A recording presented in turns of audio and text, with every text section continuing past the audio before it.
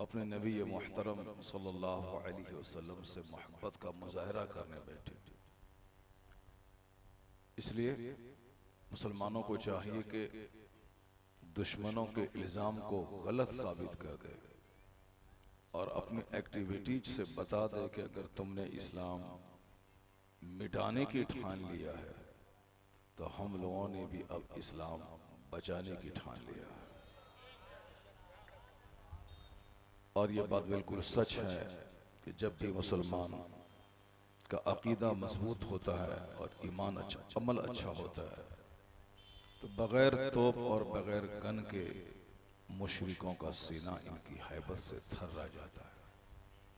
और यही मेरी एनर्जी है और यही मेरी ताकत है और यही हमारी कामयाबी का सबसे बड़ा राज है।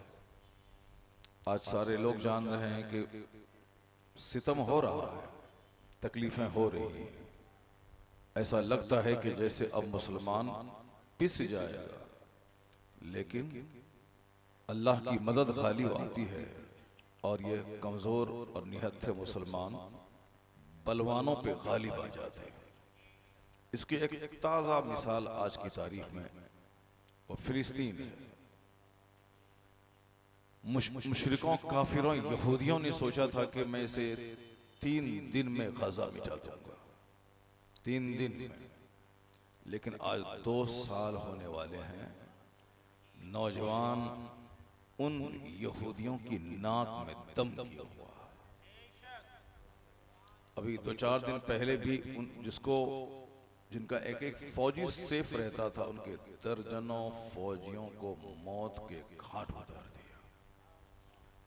बच्चे बिलक रहे हैं, भूख से तड़प रहे हैं, औरतें सिसकियां ले रही हैं, बम गिर रहा, सब कुछ हो रहा है, मगर ईमान इतना पुख्ता है कि ईमान छोड़ के लोग यहूदी नहीं बन रहे हैं, बल्कि इनके ईमान की मजबूती को देखकर यहूदी कलमा पढ़ के मुसलमान हो रहे हैं। इसलिए अगर कोई इस गलत फहमी में है कि मैं मुसलमानों को मिटा दूंगा, मैं इनको कमजोर कर दूंगा, तो ये उसकी गलत फहमी है, मिसअंडरस्टैंडिंग है उसकी। हजरत बिलाल को मुशरिकों ने चटाई में बांध के धुआं देना शुरू किया और ये कहा कि आप कलमा पढ़ना छोड़ दो। इधर दम घुटने लगा और उधर आपकी जबान से सदा थी कि ऐसा नहीं होगा कि तुम्हारी तकलीफ को देख करके मैं कुफ्र कर जाऊं। तुम्हारी तकलीफ बढ़ती जाती है, बिलाल का ईमान निखरता चला जा रहा है। यही हाल सारे मुसलमानों का होना चाहिए। ये और बात है कि आका अलैहिस्सलाम ने कहा था कि एक जमाना ऐसा आएगा कि लोग सुबह मुसलमान रहेंगे, शाम काफिर हो जाए।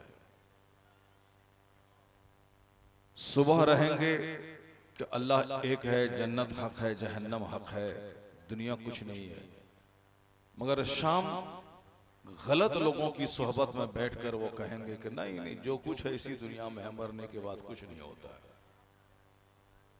अगर ऐसा कह दिया तो वो शख्स काफिर हो जाएगा, इस्लाम से उसका रिश्ता खत्म हो जाएगा। और ये वक्त क्यों आएगा कि लोग ईमान छोड़ करके कुफ्र की तरफ माइल हो जाएंगे? सिर्फ माल की चाहत की वजह से, सिर्फ माल की चाहत की वजह से लोग सुबह मुसलमान रहेंगे, शाम काफिर हो जाएंगे, और शाम मुसलमान रहेंगे, सुबह काफिर हो जाएंगे। और इस फितनों फसाद के वक्त में जो अपना ईमान बचा ले, जो अपना अकीदा और दीन बचा ले, उसे अल्लाह 100 शहीदों का अजर अता फरमाएगा। तो हमें आज दीन सीखना है और हमें उस काफिराना माहौल से बचना भी, अपने आप को बचाना भी और अपने बाल बच्चों को बचाना है। उसके लिए सबसे पहले जरूरी है कि जिस दुनिया ने लोगों को काफिर बनाना शुरू किया है, उस दुनिया की हैसियत क्या है कुरान की रोशनी में ये बताना है, जिसके लिए हम लोग बेचैन और लालायित हैं। घर मकान हो, फॉल्स सीलिंग हो, घर में सोफा गद्दा हो, एसी और कूलर हो, यही है दुनिया में, इसी चाहत ने हमको बर्बाद किया, इसी चाहत ने हमसे नमाज छुड़वा दी, इसी चाहत ने हमारे चेहरे को काफिरों की तरह बनवा दिया, इसी चाहत ने हमें जुआ सट्टा सब कुछ खेलने पर मजबूर किया, इसी चाहत ने हमें रिस्क के गलत रास्ते को इख्तियार करने पर मजबूर किया। तो अब वो दुनिया है क्या चीज, एक आयत में कुरान शरीफ की पढ़ता हूं, आप लोग गौर से उसको सुन लें।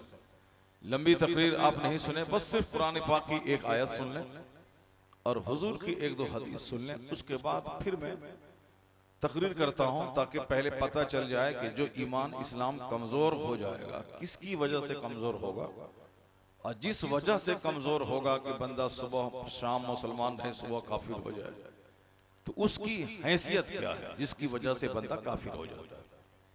मुफ्ती साहब क़िबला यहाँ बैठे हुए हैं, मुफ्ती ज़हूर साहब इस इलाके के एक बहुत अच्छे काबिल बासलाहियत आलिम दीन है। तकरीरें 2-4-5 घंटे की नहीं, अगर 5 मिनट बंदा सुन ले, उस पर अमल कर ले, तो 5 घंटे की तकरीर से बेहतर है। बातें तो बहुत हो गई, सबों को मालूम हो गया कि इस्लाम क्या है, सब जानते हैं। अब सिर्फ जरूरत है आज उस इस्लामी तालीमात को अपनी जिंदगी में प्रैक्टिकल के तौर पर लाना।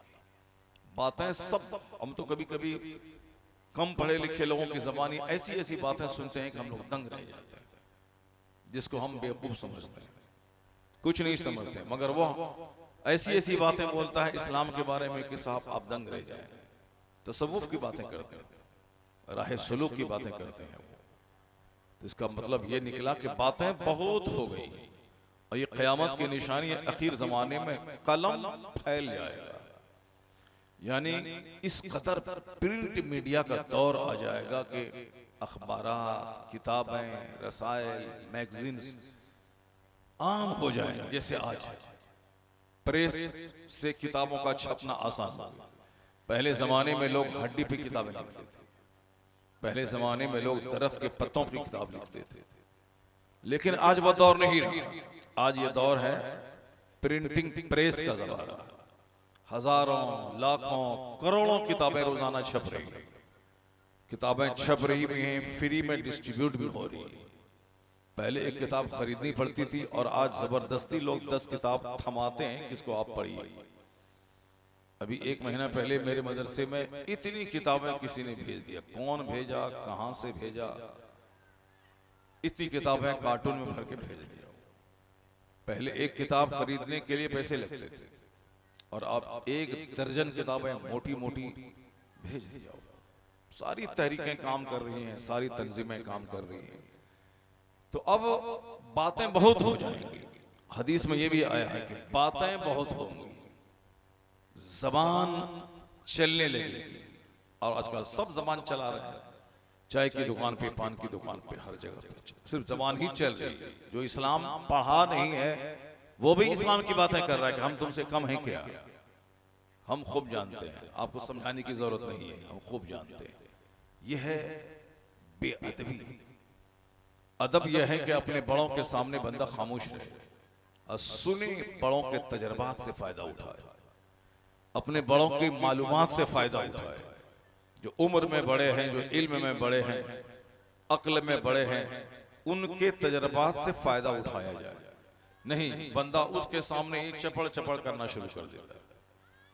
पीर साहब के सामने मुरीद बकर बकर करना, जो खतीब बेचारा 50-100 किताबें पढ़ के आया है दीन समझाने के लिए, उसके सामने लोग बकर बकर शुरू कर देते हैं। इसी बात की वजह से सारे रिश्ते टूट गए, सारी लड़ाई ईदगाह में आ गई, सारे झगड़े मस्जिद में आ गए। एक शहर में 50 स्कूल चल रहे हैं, कोई तकलीफ किसी को नहीं है, लेकिन अगर एक मदरसा अगर खुल जाता है, पता नहीं मुसलमानों को क्या खुजली हो जाती है, किस डाइन, किस कातिल, किस काफिर की नजर इस कौम को लग गई कि सारे लोग मिलकर उसी मदरसे को उजाड़ने के पीछे लग जाते हैं। अब इसको आप क्या कह सकते हैं? अपने बच्चों को क्रिश्चियनों के स्कूल में पढ़ा रहे हैं, महंगी फीस 10-10 हजार रुपए माहाना, 20-20 हजार रुपए माहाना फीस देकर अपने बच्चों को स्कूल में पढ़ा रहे हैं। बच्चे उसको आज से ही क्रिश्चियनों के लिबास में स्कूल जा रहे हैं। कल क्या गुल खिलाएगा ये तो और बात है। आज बचपने में माँ बाप उसके गले में टाई डालकर अंडर सेटिंग करके उसको स्कूल भेज रहे हैं। और उस पर उनको कोई मलाल नहीं है कि मेरा बेटा क्रिश्चियनों के रास्ते पे चल रहा है, नहीं, उस पर उनको फख्र हासिल है कि मेरा बेटा मॉडर्न बन गया। अब वही आदमी मदरसे के बच्चों पे एतराज करता है, जिनका बच्चा गुटखा खाता है, जिनका बच्चा हुल्लड़बाजी करता है, जिनका बच्चा स्कूल में पढ़ता नहीं है।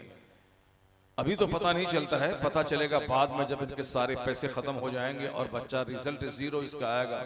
अब बोलेगा कि गैर मुस्लिमों का मुल्क है, या नौकरी वोकरी नहीं मिलती है। जो 3 घंटे तक सिनेमा हॉल में सिनेमा देखता रहा, स्कूल 5 घंटे नहीं गया, वही तो औरतों की तरह दूसरों के सर पे ठेकरा फोड़ेगा। अपनी कमजोरी, अपनी कोताही, अपनी सुस्ती को इल्जाम नहीं देगा, वो सारा इल्जाम हुकूमती वक्त को देगा। ये मुसलमानों को नौकरी नहीं देते। उस हुल्लड़बाज, गुटखाखोर, सनीमाबाज को ये बताइए कि बेहुदे मुसलमानों के हजारों बच्चे जॉब में चले गए और इस पीरियड में चले गए, आईएएस ऑफिसर बन गए, आईपीएस बन गए। मुसलमानों के बच्चे, अभी एक जबरदस्त लड़का है जो आईपीएस ऑफिसर बना, जिसकी बातें सुनने के बाद आप दंग रह जाए।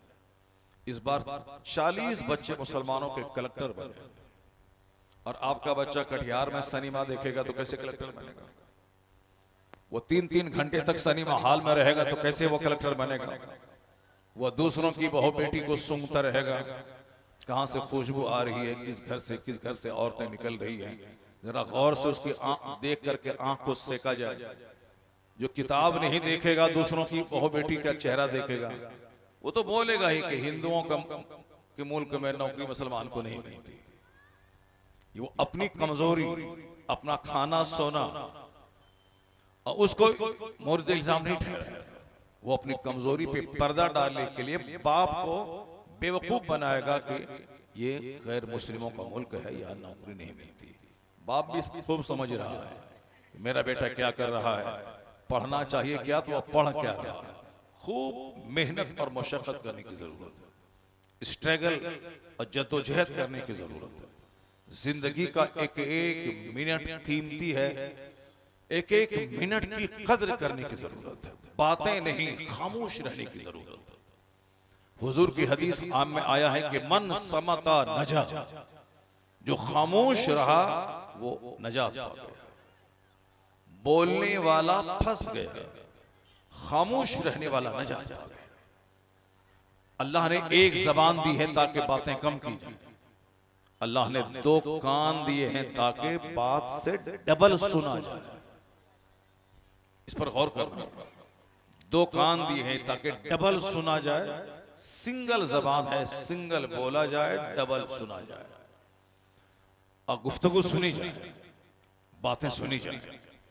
और माँ बहन बेटियां भी हमारी गौर से सुने, ताकि तुम्हारे पेट से कोई कुत्ता पैदा नहीं हो, तुम्हारे पेट से कुतुब पैदा हो। तुम्हारे पेट से तुम्हारी आंखों को ठंडक पहुंचाने वाला पैदा हो। तुम्हारे कोख से समाज का नास्तिक नहीं पैदा हो, बल्कि समाज को अपने से फायदा पहुंचाने वाला एक अच्छा सभ्य सिविलाइज्ड इंसान पैदा हो। और ऐसा नहीं होगा कि तुम मारे मारे बाजार फिरती रहो, अपना चेहरा गैर मर्दों को दिखाती रहो और तेरे पेट से वली पैदा हो जाए। ऐसा नहीं होता। लगा दें आम का पेड़, वहां से कटहल निकल जाए। बो दें गेहूं का दाना, वहां से बासमती धान निकल जाए। ये कोई कभी दुनिया में नहीं देखा होगा, ऐसा नहीं होता। लगा दें खीरा का पेड़, वहां से कद्दू निकल जाए, कभी किसी ने नहीं देखा होगा। तो दुनिया का ये सारा सिस्टम बता रहा है कि कद्दू के पेड़ से कद्दू, लीची के पेड़ से लीची, आम के पेड़ से आम, कटहल के पेड़ से कटहल, धान के पौधे से धान, गेहूं के पौधे से गेहूं। उसी तरीके से एक सुरक्षित मां, जिसका बदन सेफ हो, जिसका चेहरा सेफ हो, जो 2-4 मर्दों की गोद में झूली नहीं, मोबाइल हाथ में लेके चकर चकर करके गैर मर्दों से 2-4-5 घंटे तक रात में जाग जाग के बातें नहीं की, और ज्यादा बदन में आग लगे इश्क की तो 4 बच्चे को छोड़ के दूसरों के साथ भाग जाए, और ज्यादा इश्क की आग लगे तो अपने शौहर को ज़बह करके दूसरे यार के साथ फिरार हो जाए। ये सारे काम वो कर रही हैं जो स्मार्ट मोबाइल चलाती है। ये सारे काम वो करती हैं जिसको अपनी औलाद से मोहब्बत नहीं, अपनी सोसाइटी से मोहब्बत नहीं। जब ये बात फैक्ट है कि आम के पेट से लीची नहीं निकलती है, तो एक गलत माँ के पेट से एक अच्छा इंसान कैसे पैदा हो जाएगा?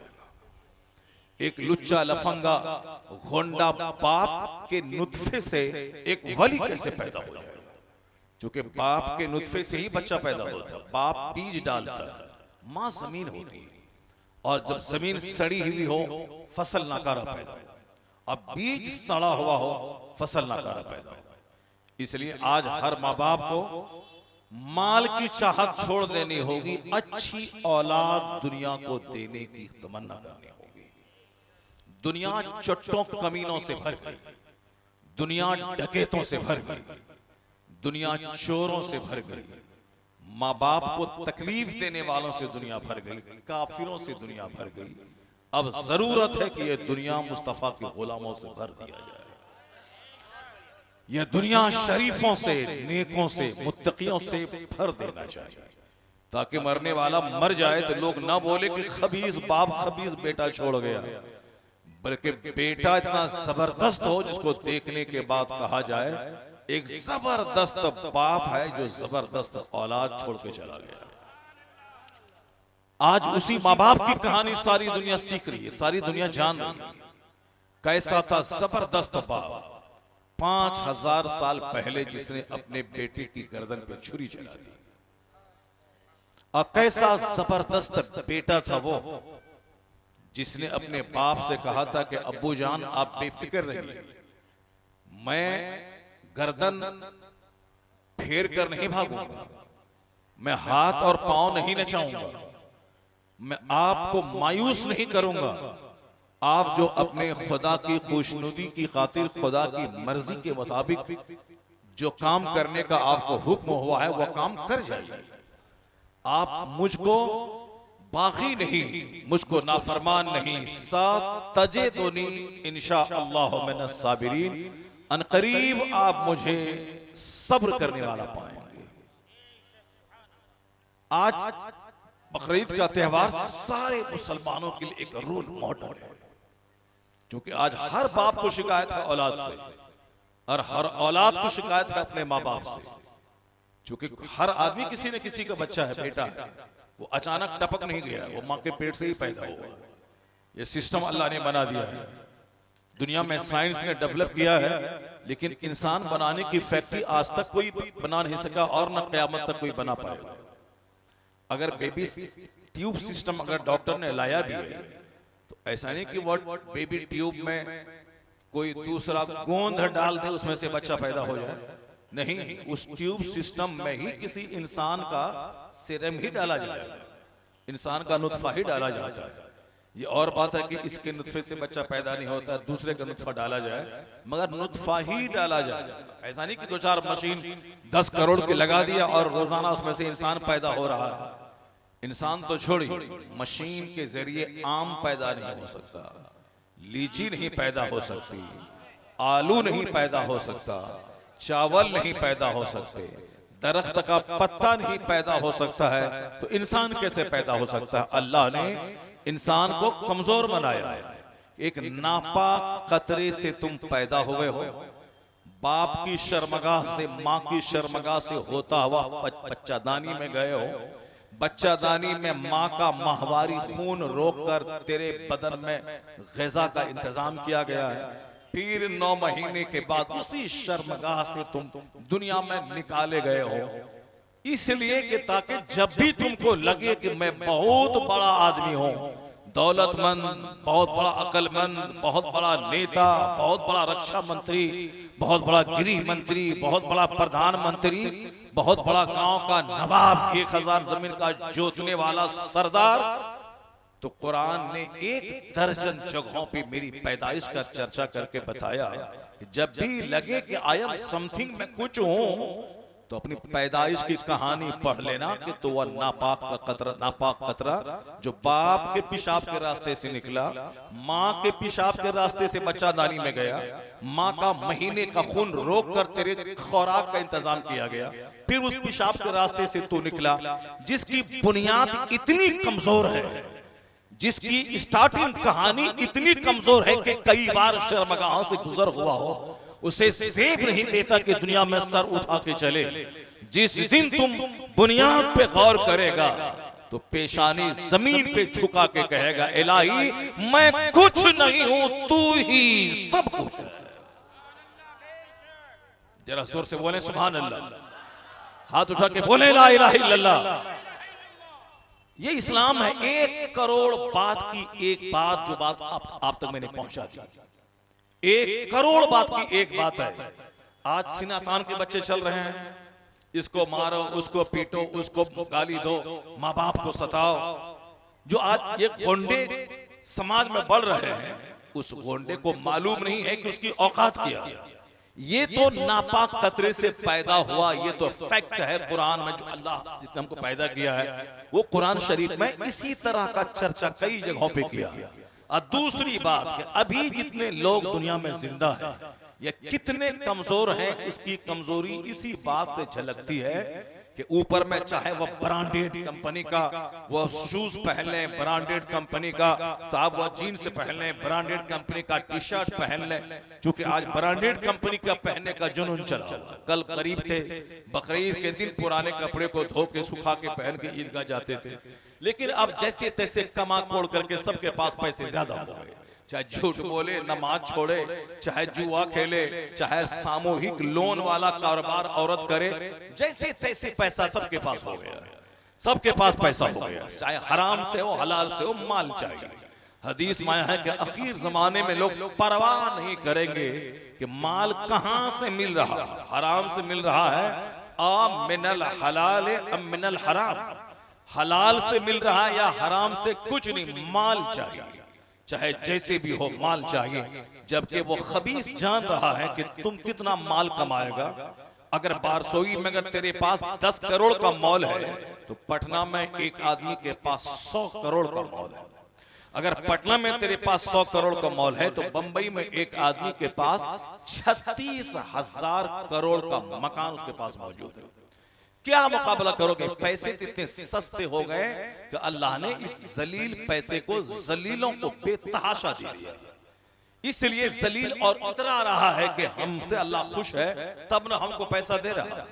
जबकि आया है हदीस में कि ये दुनिया जलील है, जलीलों को ज्यादा दी जाती है। इसलिए पैसा किसी के पास ज्यादा है तो इस बात की दलील नहीं कि अल्लाह उससे खुश है, बल्कि ये इस बात की दलील है कि अल्लाह यह पैसा देकर इसको घेर करके मारना चाहता है। और हदीस में आया है कि जिस तरह तुम अपने बीमारों को पानी से बचाते हो कि पानी से नज़ला जुकाम हो जाएगा, उसी तरह अल्लाह ताला अपने नेक लोगों को दुनिया से बचाता है ताकि मेरा नेक बंदा कहीं जहन्नमी न बन जाए। नेक बंदों को हमेशा अल्लाह दुनिया से बचाता है। तमाम अंबिया कराम, तमाम रसूलान इज़ाम, तमाम सहाबा, तमाम बुजुर्गान दीन अक्सर दुनियावी एतबार से माली तौर पर बज़ाहिर कमजोर ही नजर आए, चूंकि यह जलील करने के लिए नहीं है, अल्लाह ताला उनको दुनिया से बचाना चाहता है। चूंकि अल्लाह उनसे प्यार करता है, अल्लाह उनसे मोहब्बत करता है, इसलिए अल्लाह ताला उसको दुनिया से बचाता है। अब जरा गौर से सुनिए, ये तो कमजोरी हमारी हो गई कि 3 बार शर्मगाहों से गुजर के तब दुनिया में आए। एक बार निकले, दूसरी बार गए, फिर तीसरी बार निकले वहां से। अब ये कमजोरी मरते दम तक हमारे साथ है। चाहे ब्रांडेड कपड़े का ब्रांडेड सूट हो, चाहे 3 पीस ब्रांडेड पहन लें, रेड एंड टेलर, सियाराम, अब का वैल्यू क्या है, डिग्जाम का क्या वैल्यू है, रेमंड का जमाना है। अब रेमंड भी फेल है, अब बड़ी बड़ी कंपनियां लॉन्च कर गई हैं। इटालियन टेक्सटाइल है तो साहब ये इंपोर्टेड कपड़ा है। ये शूज क्या है, वुडलैंड का है। वुडलैंड यहूदियों की कंपनी है। वुडलैंड का जूता कोई मुसलमान नहीं पहने। पेप्सी कोई मुसलमान नहीं पिए, थम्सअप कोई मुसलमान नहीं पिए, चाहे 1000 बारात हो या मेहमान देखने आया हो या ईद का दिन हो, गोश्त खाते खाते पक गए हैं, जरा थम्सअप पी लें, नहीं। यहूदियों का प्रोडक्ट जो हमारे बेटों, हमारे भतीजों, हमारी माओ, हमारी बहनों पर बम गिराने के लिए जो पैसे का इस्तेमाल होता, अगर आपने 1 टाका का फायदा उस काफिर को आपने पहुंचाया तो आप भी अपने भाई बहन के मारने में 1 पैसे का साथ देंगे आप भी। इसलिए अपने से हम वहां जाके इन यहूदियों का डेना नहीं तोड़ सकते, इन काफिरों को ज़बह नहीं कर सकते। कम से कम इतना तो कर सकते हैं कि उनका प्रोडक्ट न इस्तेमाल करके उसको अपनी तरफ से माली तौर पर कमजोर तो कर सकते हैं। इसलिए मैकडोनाल्ड का खाना कभी नहीं खाना है, KFC का खाना कभी नहीं खाना है, वुडलैंड का जूता कभी नहीं पहने। एक बार मेरे दिमाग में आया था कि वुडलैंड का जूता पहनो, बड़ा अच्छा है, मगर जब पता चला कि यहूदियों का प्रोडक्ट है, ऐसी नफरत सी हो गई कि अपना उस वुडलैंड के बोर्ड को देखने को दिल चाहता है। और नहीं, उसके प्रोडक्ट चाहे 1000 कीमती रहे, 1000 अच्छे रहे, दिल से बिल्कुल मक्खी की तरह निकल गया वो। इंडियन प्रोडक्ट इस्तेमाल करें, हम हिंदुस्तानी हैं, आप भी हिंदुस्तानी हैं। पानी के वो बोतल इंडियन मेड हो, ठंडे का वो बोतल, ठंडी की वो बोतल जो इंडियन मेड हो। जैसे इंडियन मेड है अमूल, इंडियन मेड है सुधा, इसकी लस्सी पिया करें। साहब थम्सअप और पेप्सी से ज्यादा बेहतर है। बातें बहुत सारी हो सकती हैं, मैंने इशारे में एक बात आपको कह दिया कि ब्रांडेड कपड़ा लोग पहनना चाहते हैं। ठीक है, मैंने 10,000 का सूट पहन लिया, मैंने 10,000 का जूता पहन लिया, मैंने साहब रेबन का चश्मा मैंने लगा लिया, और मैंने जबरदस्त कैप, इटालियन कैप सर पे लगा लिया, राडो घड़ी मैंने 4 लाख की पहन ली, हाथ में एप्पल कंपनी का ब्रांडेड 5 लाख का मैंने मोबाइल सेट ले लिया, सब कुछ ले लिया, सब कुछ मेरे पास मौजूद है, आपके पास, आपने समझ लें, आपने ले लिया। लेकिन इतना कमजोर अल्लाह ने बनाया है, इन सारे ब्रांडेड चीजों की मौजूदगी में आपके पेट में हर वक्त 2 केजी पखाना रहता है। इतने सारे ब्रांडेड कपड़े और शूज और वॉच की मौजूदगी में 2 केजी पखाना पेट में है। यह इस बात की दलील है कि अल्लाह ने इस बंदे को कमजोर पैदा किया। चाहे आप प्रधानमंत्री रहे या 50 लाख का जूता पहन लें, मगर ये पखाना को कहां ले जाएंगे आप? ये पेशाब की थैली को कहां ले जाएंगे आप? ये पसीने की बदबू को कहां ले जाएंगे आप? ये सुबह सवेरे मुंह से जो लार टपकता है, इसको कहां ले जाएंगे आप? ये हालत नींद में जो आप बिल्कुल मुर्दा बन गए, इसको कहां ले जाएंगे आप? ये नींद मेरी कमजोरी, ये मुंह की बदबू मेरी कमजोरी, ये पसीने की बदबू मेरी कमजोरी, ये पेशाब पखाना मेरी कमजोरी। जो कमजोरियों का पुतला हो, ये आज घमंडी बन गया। मेरा घर, मेरा जूता, मेरा बाप, मेरा खानदान, मेरा रंग, मेरी जमीन, मेरा मकान, मेरा मॉल, मैं से दुनिया भर गई। वो जो पेट में 2 केजी पखाना लेके चल रहा है, ये मैं वो करता है जो पेशाब की थैली में 1 लीटर पेशाब लेके चल रहा है। ये मैं वो कर रहा है जो मुर्दा हो जाता है हालत नींद में। एक तो पैदाइश हमारी कमजोर है, और ये सारी कमजोरियां जिंदगी भर मेरे साथ में लगी रही, अल्लाह ने लगा दिया है ताकि ये बंदा हमेशा अपने आप को बंदा समझे, ये कभी खुदा बनना नहीं चाहे, हमेशा कमजोर समझे, ये ताकतवर अपने आप को गुमान मत करे। इसलिए वो बंदा अक्लमंद है जो इन तमाम कमजोरियों के बाद वो अकड़ता नहीं है, बल्कि रोजाना 5 टाइम खुदा के सामने आके कहता है, इलाही मैं ज़ईफ हूं, तू कवी है, मैं कमजोर हूं, तू ताकतवर है, मैं आबिद हूं, तू माबूद है, मैं साजिद हूं, तू मसजूद है, मैं फकीर हूं, तू गनी है, मैं कुछ नहीं हूं, इन्नका अला कुल्लि शैइन कदीर, तू ही सब कुछ है। नारे तकबीर, नारे रिसालत, इस्लाम, मसलके आला हज़रत, नारे तकबीर, नारे रिसालत। अक्लमंद वो है जो अक्ल से काम लेता है, अक्लमंद वो नहीं है जो सिर्फ शबड़ शबड़ बोलता रहता है। अक्लमंद वो है जो गौर करता है, सोचता है, फिक्र करता है। अल्लाह ने ब्रेन दिया है सोचने के लिए, अल्लाह ने पागलों को ब्रेन नहीं दिया है, ब्रेन पागलों का छीन लिया है, तो पागल हो गए। वो कभी शराब पिएंगे, कभी पेशाब पिएंगे, कभी गाली बकेंगे, कभी किसी को कीचड़ फेंकेंगे, लोग उसको बुरा नहीं मानते हैं क्योंकि इसके पास ब्रेन नहीं है, इसके पास अक्ल नहीं है। लेकिन जिसके पास अक्ल है वो अगर पागलों जैसा काम करे तो लोग इसको टॉलरेट नहीं करेंगे, बर्दाश्त नहीं करेंगे। अक्लमंद वो है जो ब्रेन का इस्तेमाल करके गौर व फिक्र करे, सोचे। मैंने जो बातें आपके सामने अभी रखी हैं, इसको तन्हाई में जितना ज्यादा गौर करेंगे उतना ही ज्यादा आपकी आंखों से आंसू के कतरे निकलेंगे, सजदा करने का शौक पैदा होगा, उतना ही ज्यादा आप एक अच्छे सभी मुहज्जब इंसान बनेंगे।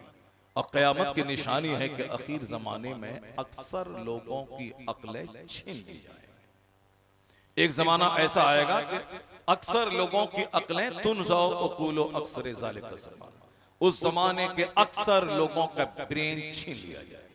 ये बताए कि 80 साल की बुढ़िया जो शादी में नाच रही है उसके पास अकल है? अब काफिरों का देखा देखी, फिल्म के एक्टर का देखा देखी, वो 80 साल की बुढ़िया नाच रही कि मेरे दादा की, मेरे नवासे की शादी, मेरे पोते की शादी, 50 साल की मां नाच रही कि मेरे बेटे की शादी। ए लड़का, ए देखिए इन लोगों को देखिए, या लोग हमारी इस हदीस पाक जो मैंने पढ़ लिया इसको सच साबित कर दे। हाँ, हुजूर ने जो कुछ कहा है सच कहा है, हुजूर ने जो कुछ कहा है वह सच कहा है कि अक्लें छीन ली जाए। ये जिंदगी संवारने की बातें हो रही हैं।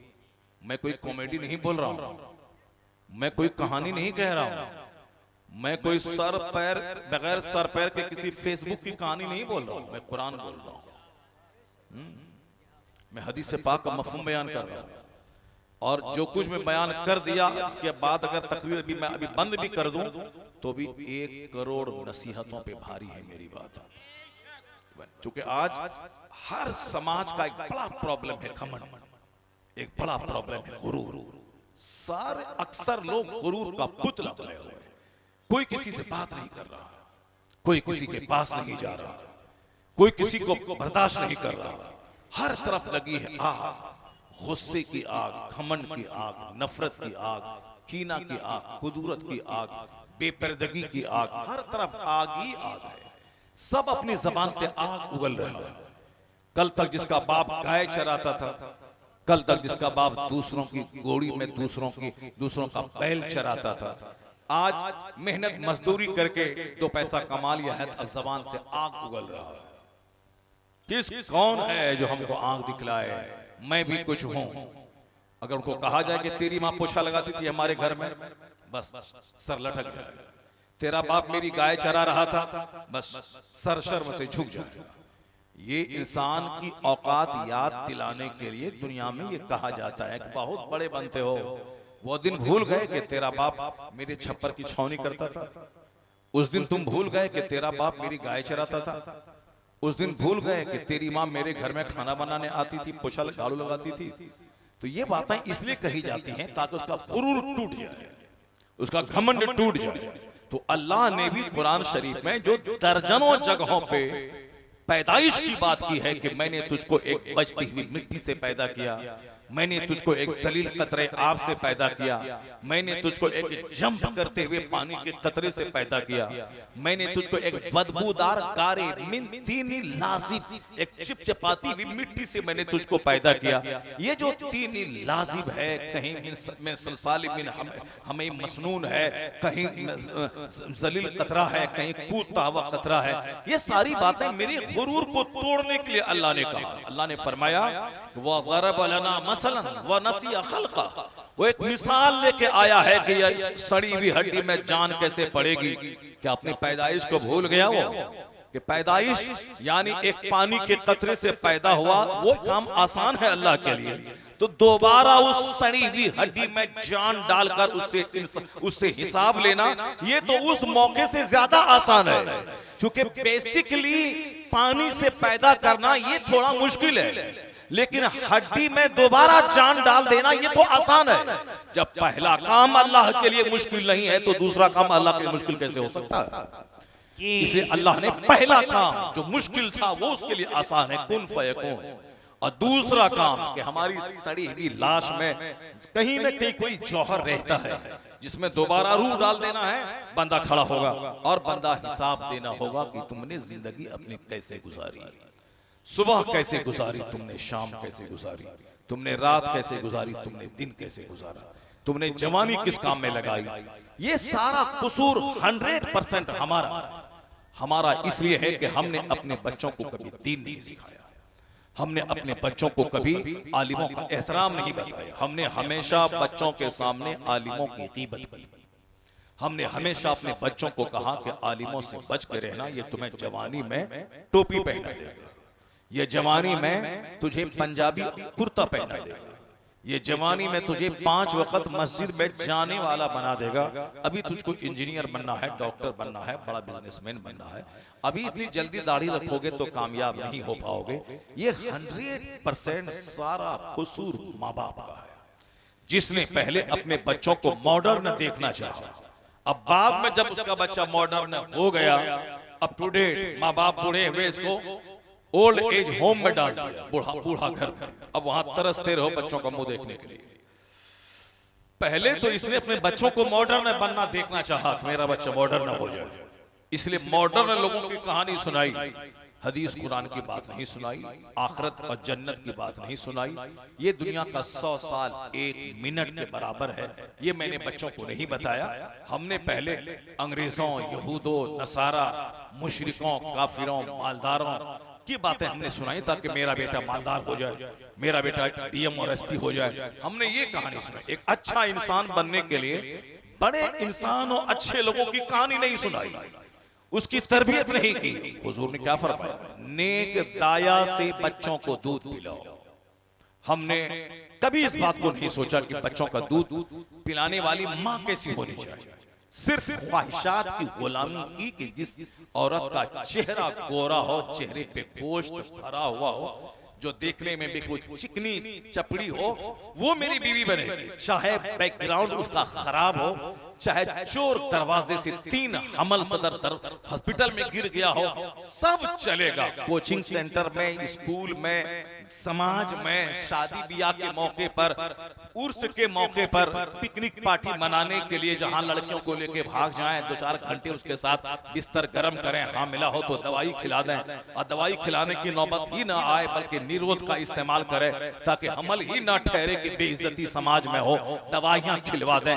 पहले तो आदमी इस तरह की बातें करते, इस तरह की बातें करते, और उसके बाद जब खेल खराब हो जाता है, पहले क्या, किसी निगाह को सुकून मिले, दिल को सुकून मिले, ऐसी खूबसूरत औरत चाहिए। लेकिन जब प्यास बुझ जाती है, उसके बाद जब बच्चा चाहिए उसको, और जब बच्चा गोंडा लुच्चा लफंगा बन जाता है, अब ये दौड़ के अजमेर जाता है, अब ये दौड़ के मौलाना के पास जाता है, अब ये दौड़ के साहब खान कम ज्यादा तावीज दे दीजिए, मेरा बच्चा मेरी बात नहीं मान रहा है।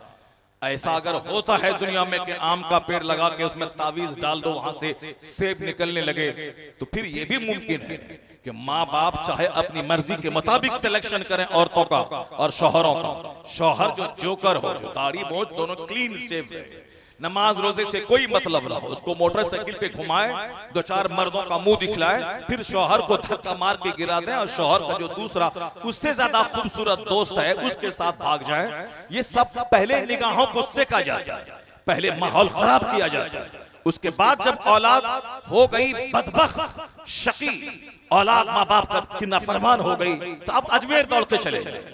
अजमेर जाने से आम के पेड़ से सोना नहीं निकलता, बरेली जाने से कटहल के पेड़ से लीची नहीं निकलती, बरेली जाने से एक गेहूं के पौधे से धान नहीं निकलता। तो उसी तरह से माँ रहे शैतान चुड़ैल की तरह, अब बाप रहे शैतान की तरह।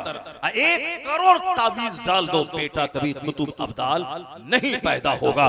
बल्कि हुजूर ने कहा है कि तुम शादी में सिर्फ हुस्न मत देखना, सिर्फ खानदान मत देखना, सिर्फ माल मत देखना, बल्कि दीन, अखलाक, कैरेक्टर, किरदार देखना।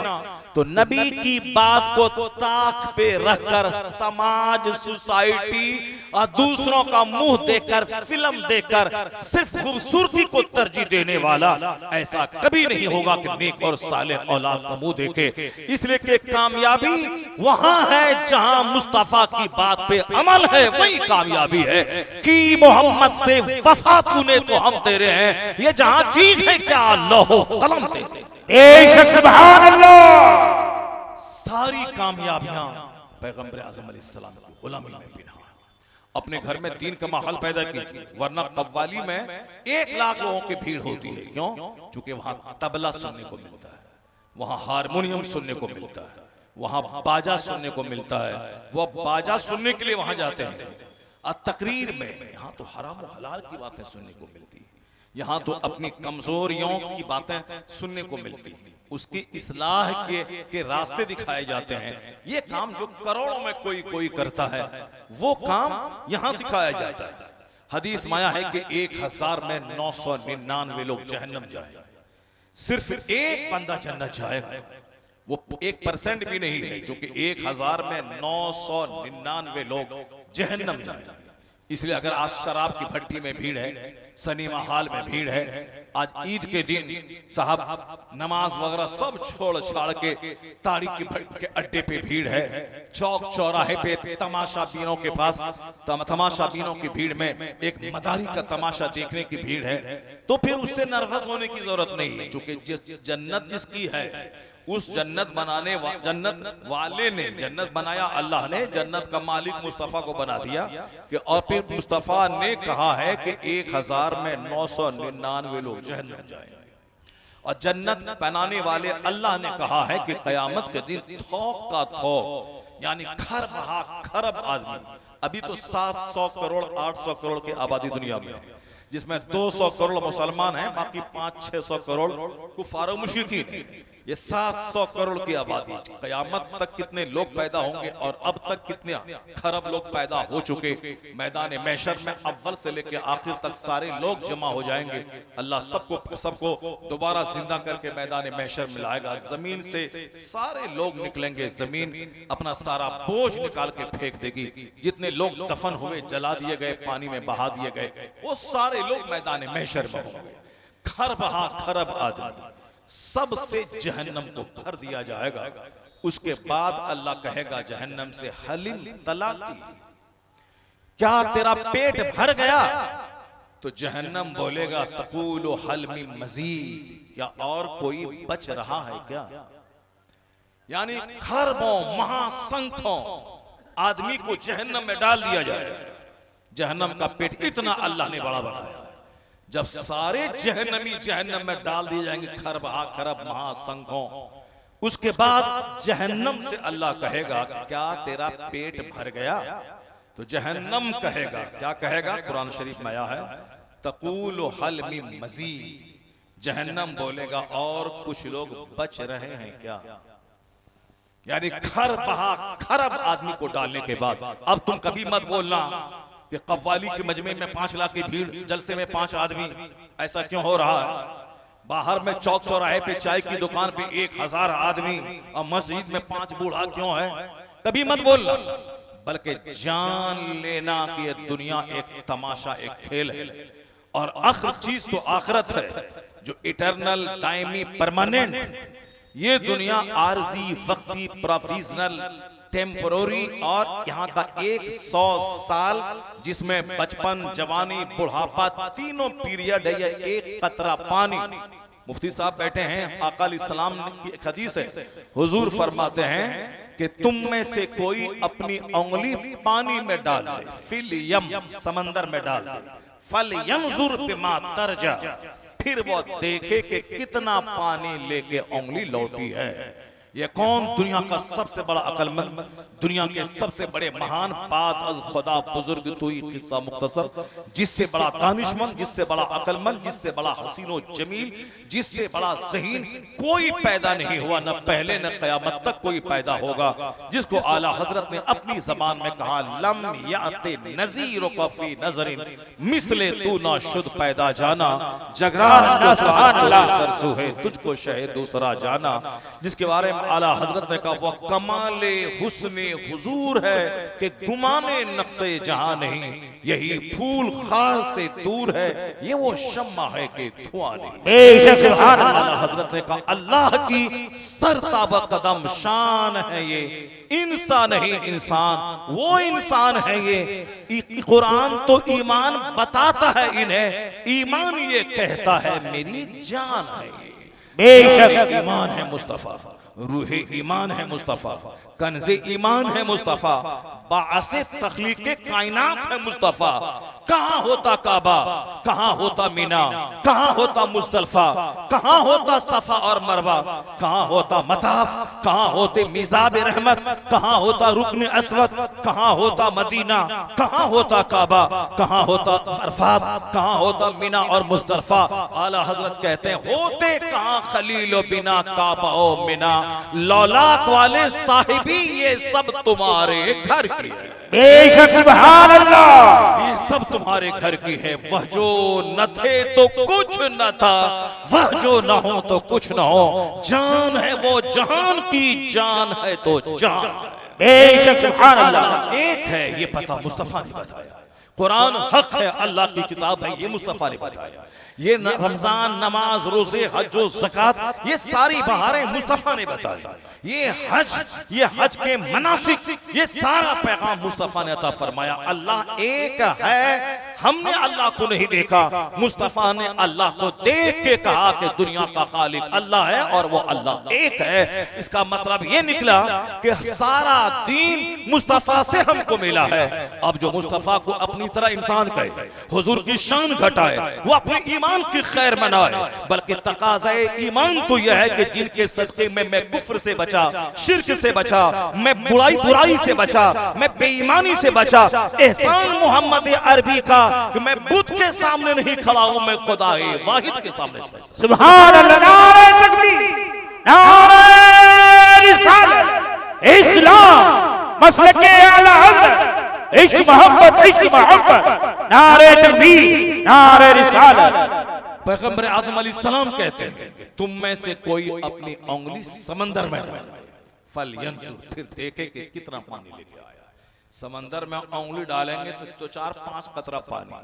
तो आका फरमाते हैं यही मिसाल इस दुनिया की और आखिरत की उस दुनिया की है, यानी आखिरत समंदर के मानिंद है और ये दुनिया एक कतरा पानी।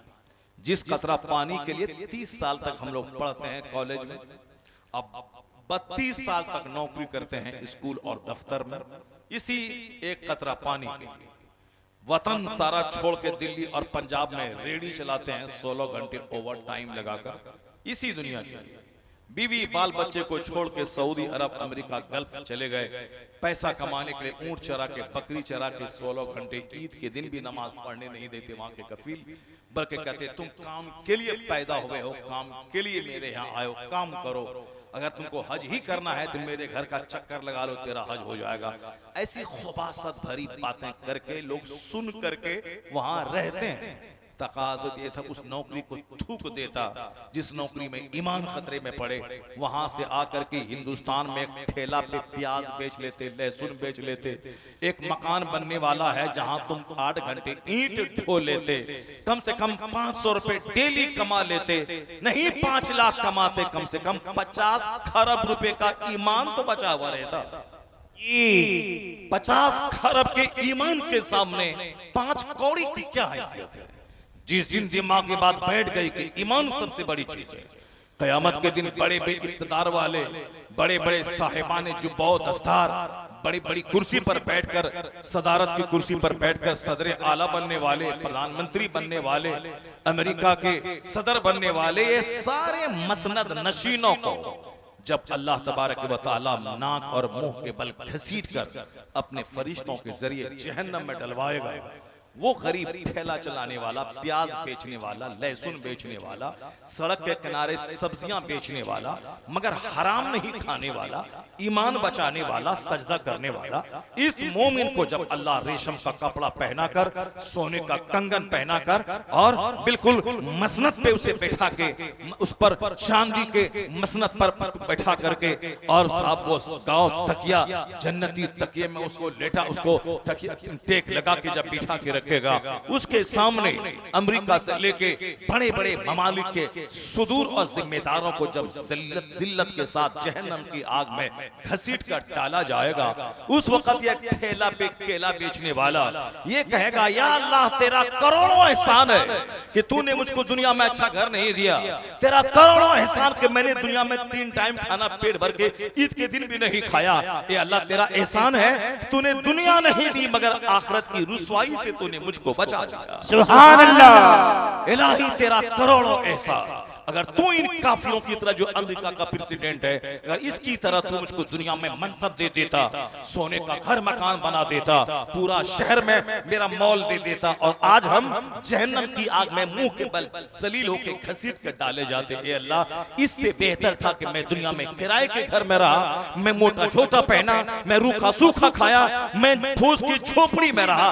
इलाही करोड़ों एहसान कि तूने मुझको दुनिया में थोड़ी सी तकलीफ दी मगर आखिरत की खरबों तकलीफ से तूने मुझको बचा दिया। बेशक सुभान अल्लाह। यही है दुनिया और आखिरत की मिसाल, यही है ईमान और कुफ्र की मिसाल।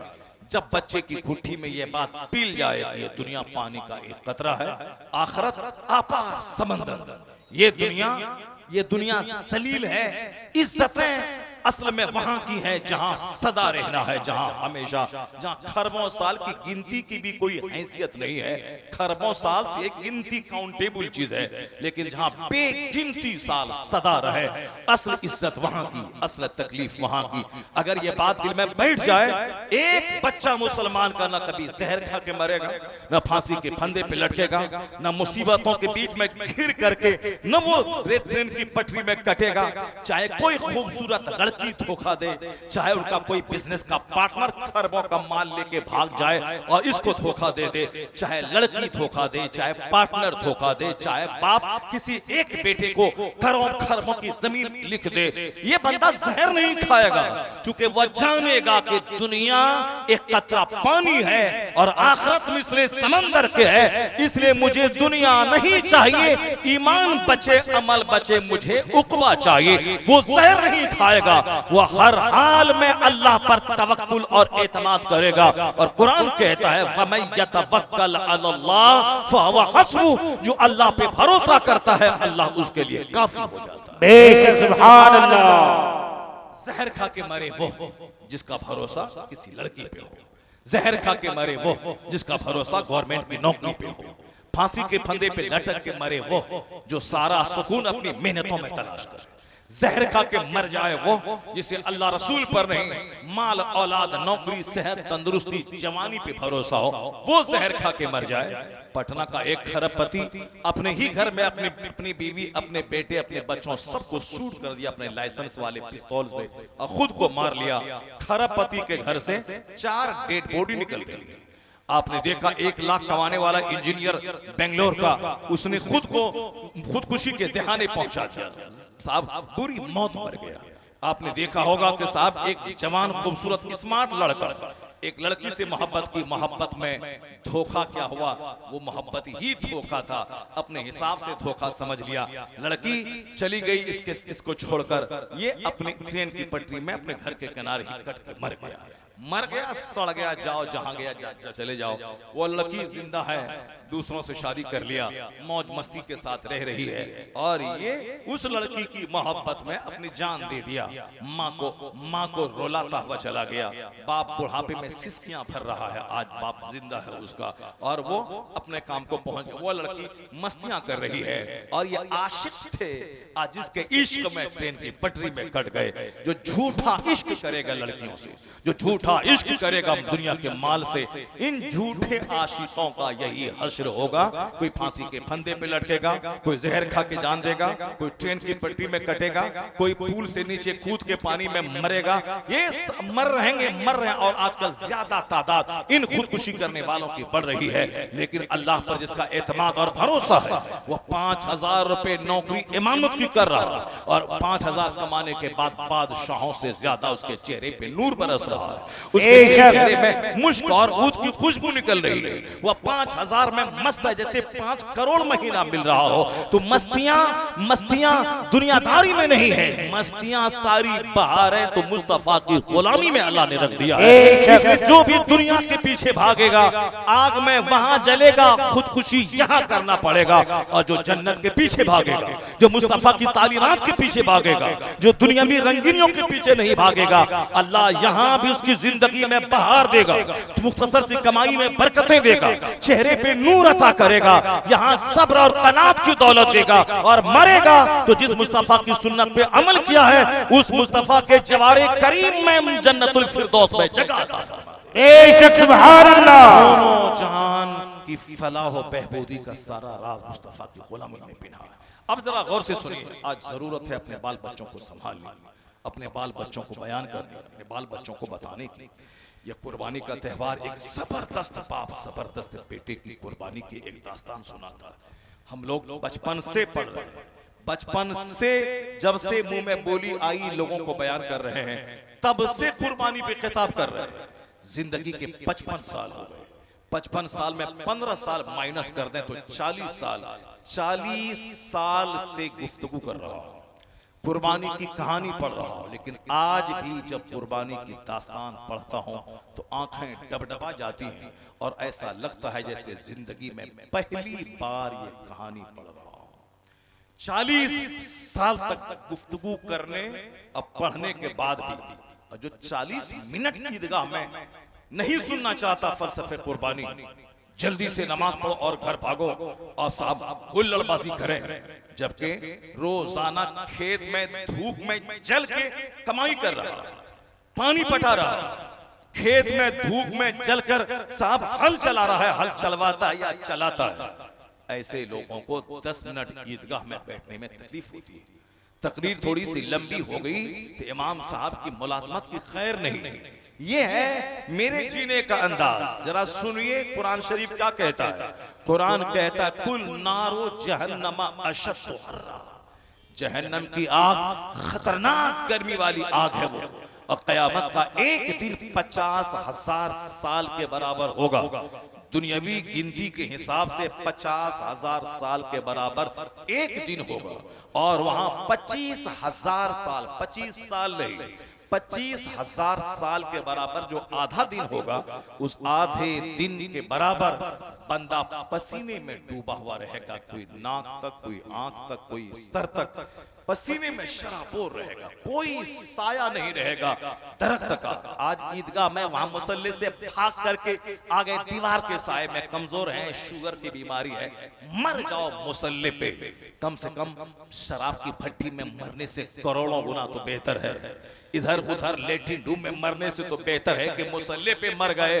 तो कयामत के दिन एक बख्शिश का सहारा तो गा इलाही, भट्टी में नहीं मरा हो, नमाज की चटाई पे मरा हो। जो मुसल्ले पे मर जाए, ईदगाह में मर जाए, जो मस्जिद में मर जाए, मालूम है अगर मस्जिद में जो मरा इधर मरा उधर, सीधे जन्नतुल फिरदौस में पहुंच जाए। बेशक सुभान अल्लाह। ऐसी मौत उसको कहां मिलेगी? ईदगाह में उसको मौत कहां मिलेगी? जो सारी जिंदगी झूठ में गुजारा, जो सारी जिंदगी शराब पीने में गुजारा, जो सारी जिंदगी जुआ सट्टा में गुजारा, जो रोजाना 5 नमाजें छोड़कर 5 गुनाह कबीरा, बड़ा गुनाह जैसे शराब पीना हराम, ज़िना करना हराम, सूद खाना हराम, उसी तरह नमाजें पंजगाना छोड़ना हराम, जो रोजाना सारी जिंदगी 25 साल तक 5 नमाजें छोड़ के करोड़ों गुनाह कबीरा का इर्तिकाब किया हो, वो क्या समझता है कि मुसल्ले पे मर जाए, ईदगाह में सजदा करते हुए मर जाए, तिलावत करते हुए मर जाए?